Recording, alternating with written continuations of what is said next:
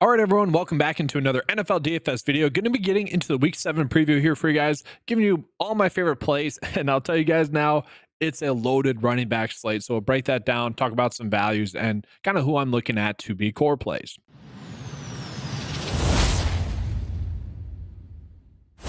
And so let's go ahead and start out with the running back position. Obviously, there are a lot of players that are still injured or maybe coming in off of injury, like Jonathan Taylor. If he's active in this game and like fully good to go, like he's going to be someone we will be looking at. You got Jordan Mason, who probably is going to sit, but we're probably not looking at any running back for them regardless.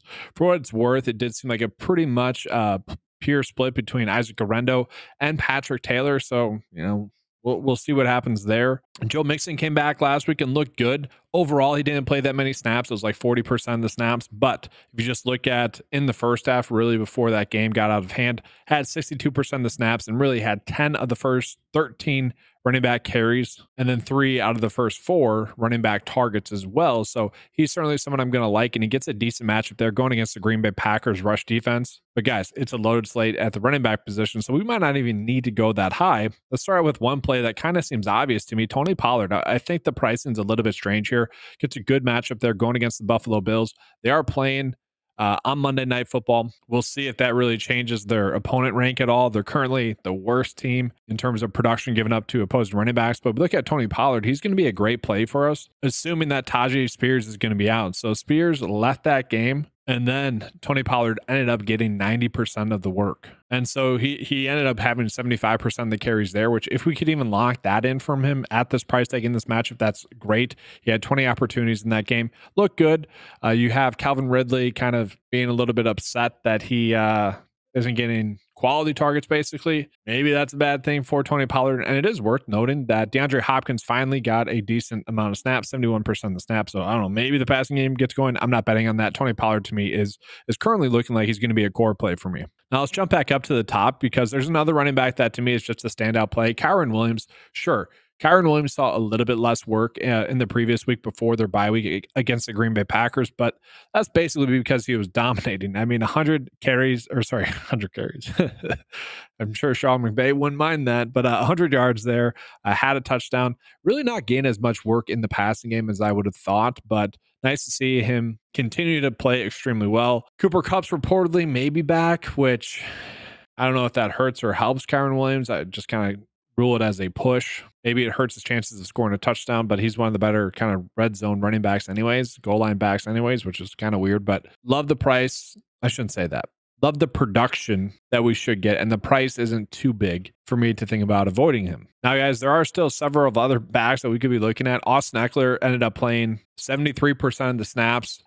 Instantly got like 4 receptions in that game and then only 1 later on in that game. That was kind of strange, especially given the game script where Washington probably could have used him to have more receptions in that game. Only 9 carries, which I would say was expected, but really wasn't productive on the ground there. Does get a good matchup going against Carolina. And if Brian Robinson's still out, Austin Eckler at this price tag is certainly going to be intriguing. But then we look at someone like Chase Brown, after the Zach Moss fumble, ended up playing 91% of the snaps. So Zach Moss started, I think, in the second half.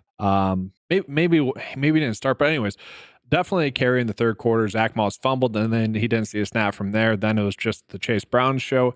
And we kind of saw why. He had that one big play where he bursted for a touchdown, looked good there. We have seen him continuously play better than Zach Moss now for 3 straight weeks. So the 61% snaps, 62% snaps that he saw last week could even go up to maybe 65, heck, 70 if we're lucky. But he has been having a little bit of a floor in the passing game or in the receiving game like that.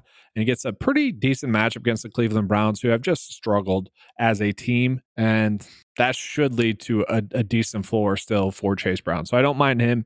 Don't think we need to play him right now, but I did want to mention him. And we're going to keep going, guys. Zamir White has been outplayed by Alexander Mattison thus far this season. Shouldn't be really surprising to anyone. Kind of coming into the season, my thought was that these two were basically the same talent of running back. At least we had seen Mattison kind of be that decent back for longer, whereas Zamir White is just a small little sample size. Now, if Zamir White's going to be inactive again in this game, then Madison's not a terrible option. He had 5 targets in the game, 5 receptions, 32 receiving yards, so pretty good production there in the passing game. we can have a nice floor there where we're locking in 4 points out of him in the passing game, that's pretty big.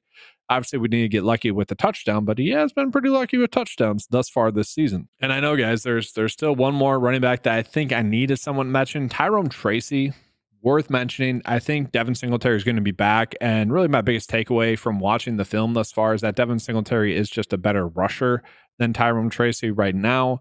But the way that they're using Tyrone Tracy last night on Sunday Night Football was interesting because he ended up getting 6 targets and caught all 6 of those. Looked good there as well. I love the way that they used him. But my worry is that, and we'll jump into the receivers now, with Malik Neighbors likely back in this game, I think that will kind of, even if Singletary's inactive, I think that will lead to Tracy maybe getting a reduction in his role in the passing game. And Malik Neighbors, to me, at this price tag, is certainly going to be intriguing if he's active. Like, it was only I shouldn't say it was only a concussion, but you guys get the point. Like, it wasn't an injury that should hinder his production physically. And if you look at like Darius Slayton, he's been fine. He's been serviceable, but he's definitely not Neighbors. And so given the matchup here against Philly, I think Neighbors is going to be one of the better plays that we can be on. Again, at a cheap price tag, happy to get there as well. So we jump into some other receivers as well. Tank Dell was someone that I liked a decent amount last week. Love the price tag for him. We get him at a solid price tag again this week with Nico Collins out. The Green Bay Packers defense is probably an upgrade from last week's matchup against the Patriots, although they have been better recently. This game is probably going to be one of the higher scoring games on the slate. We saw Tank Dell get 9 targets in that game, had a touchdown, 7 receptions. And if anything, we do want to be targeting this game in some capacity. I actually really like the idea of doing Tank Dell with Christian Watson. Like, this game could end up being a shootout. Christian Watson will probably get a little bit more snaps. He returned last week, guys, and looked good after that kind of injury that seemed like he could be missing a lot of time. No, missed 1 week and came back last week and played 62% of the snaps, was in for an 81% route share as well. Only 4 targets, but did catch a nice deep bomb in that game. And so I really don't mind that as like a little game stack there. They both could go off. And a player that I feel like maybe DraftKings just forgot about, and I don't like the play, but Juju was shocking. And I think that's kind of why he had a big game against the Saints, because it truly was shocking to see Juju go out and really not be washed. Like, I don't think anyone's saying that he went out there and looked great, but he looked serviceable. Like, Kareem Hunt has looked solid, I think, thus far with the Chiefs. He's another running back play that I could have mentioned. And heck, Bijan Robinson I could have mentioned as well. But anyways, Juju kind of looked like how Kareem Hunt looked, where you're going to get solid production out of a veteran. You don't want to bank on that for too long, but this is certainly a cheap price tag for Juju, who ended up playing 66% of the snaps in that Week 5 game, ended up having 8 targets. Like, that's pretty crazy. They somewhat just replaced Rashid Rice's role and gave that to Juju. And I think him at 4K right now is just one of those plays that I want to get to, unless we maybe get word that role is not going to continue, because it really doesn't take much to 3x to 2x at that price tag. And it's just strange, guys, because he did not look good for a few years now. That's like the best he's looked in quite some time. And I don't think that's going to last. But right now, it's working. And so I'm going to be happy to target that. Now, I do want to say Justin Jefferson, if we can afford to pay up for him, yes. Jamar Chase, St. Brown, if we can afford to pay up for those receivers, I'm happy to do that. A.J. Brown, kind of, but I do want to call it this range as well. We got like Deebo Samuel, Devonta Smith, Drake London, Terry McLaurin, and also DK Metcalf, all at a solid price range. All players that are playing a lot, getting a lot of targets, all could go off. Like, Seattle is a defense that's looked terrible lately. Drake London could go off. It's just very interesting. Washington is going against Carolina, who's not a good defense. Devonta Smith's probably the one that I probably don't need to get to there. And then DK Metcalf, we saw that probably should have had a bigger game. Had a 1 touchdown called back because Kenneth Walker just wasn't set. Didn't affect the play at all. And then another touchdown almost count. Had a big toe on the line. So very interesting there. But the receiver play that I probably like the most is going to be Deontay Johnson. Gets a good matchup there going against Washington. Watching the film, guys, Zay Flowers, the way he was used, I just don't see why the Panthers want to do that just with Deontay Johnson. And we know since Andy Dalton's taken over, Deontay Johnson's been really solid. 10 targets last week, had a touchdown, just really looked good. really looks sharp with his routes. And I expect that to continue. So I'm happy to play him. And he's looking like a core play for me right now. And for what it's worth, guys, just a fun player to mention. Jalen Colker has been someone that's seen more and more snaps over the last 3 weeks. And he was someone that kind of got a lot of buzz out of camp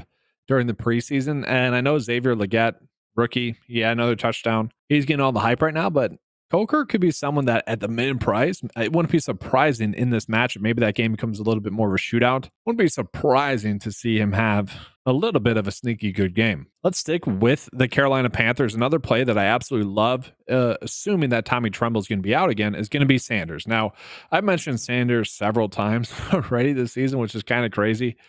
One game he didn't have a DK point, which was tilting because he played a lot of snaps. But then last week I thought he did look good. I think that was his best game as a pro. 7 targets, 5 receptions, 49 receiving yards. Ended up playing 73% of the snaps, which is a little bit lower than I would have thought, honestly. But again, gets a good matchup, and it's too cheap. 2.9 is too cheap for Sanders at the tight end position, a position that's been a little bit unpredictable. Now, in terms of tight ends, we do have some pay-up options. Travis Kelce, he's going to be productive. We know that. You got George Kittle in a good matchup. You got Brock Bowers in a good matchup. And Laporta still seems to be a little bit too overpriced. Tucker Kraft, I actually don't mind. Tucker Kraft coming in off of a poor game last week in the sense of DK production. He just wasn't involved really in the game plan. They didn't need him to be involved in the game plan. Honestly, you had Reed get a touchdown. You had Dobbs get 2 touchdowns. Watson get a touchdown. Like, that's just part of the Packers offense. It wouldn't be surprising to see him have a big game. He's going to be more of a GPP only play, though. Then worth mentioning, Grant did play a lot with Dallas Goedert getting injured, but I'd say that more as a bump for Devonta Smith and A.J. Brown rather than a backup tight end. And for what it's worth, Theo Johnson got some work as well. He's a decent value, but I think the one I like the most right now is going to be Sanders. So that leaves us at quarterback. We're probably just playing Andy Dalton with this first look build because obviously we have Deontay Johnson, we have Sanders in there. Dalton gets a good matchup. Wouldn't be surprising to see him get to 20 DK points. But honestly, it's a tough quarterback week. You got Daniels against Carolina. People are going to probably want to pay up for him. I'd be fine with that. Has obviously that good rushing upside. Jordan Love in that great matchup against Houston. I think I'd be fine playing either of them, but I think I like Jordan Love a little bit more. Brock Purdy feels slightly too cheap. You got Sam Darnold going against Detroit. But one price that really stood out to me the most was actually Geno Smith against Atlanta. Again, I think this game could be a little bit better than people are expecting, and Geno's actually had a pretty solid floor, -1 game against Miami, which was a little bit random, but that game was a blowout, so we don't take much from that game. The issue with Geno Smith is he's been such a slow starter, basically in every single game. So that's an issue, but he is throwing the football a lot, has had a decent rushing floor in a few games as well. And so I like that price tag. It feels safer than playing Andy Dalton, but Andy Dalton's a little bit cheaper. So I'm kind of fine doing that in this specific build. Talking about a DST, again, I typically like to roll with the lowest price defense that's not going to go negative, especially for these first look builds. I, as well as everyone, was on the Bucs defense by the end of the week. News changes, and obviously you update as the news comes in. Then that leaves us with about 7.1 left over here. Happy to get to Bijan Robinson there. Robinson played 69% of the snaps up until the fourth quarter, and then it was just a lot of Tyler Algier. So they chose not to use him that much. And Seattle has been a terrible defense. I'm actually happy to get to this play as well. So a decent first look build there for you guys. Now, typically I would show you guys kind of what the 9-to-5 lineup builder is telling us is going to be the best build. I did this video on Monday night, so that day is going to be updating on Tuesday morning. So won't exactly have that, but at the same time, I really like that first look build that I showed you guys. Now, I am trying to get this 9-to-5 channel to a DFS channel purely. So if you guys can really just like the video, subscribe to this channel if you haven't, or comment your guys' favorite play, maybe a value or core play that I missed out on that you guys want to call it, by all means do that, especially when the channel is going to start off this kind of small. No one in the industry is really going to care if we're sharing information right now. But thanks for watching, guys. If you guys want access to any of the NFL tools, head on over to 9to5sports.com. Get access to them for $10 a month. All right, thanks for watching, guys. Good luck. Again, make sure to leave a like, subscribe to the channel as well. Thank you guys for watching. Good luck. And as always, let's keep cashing.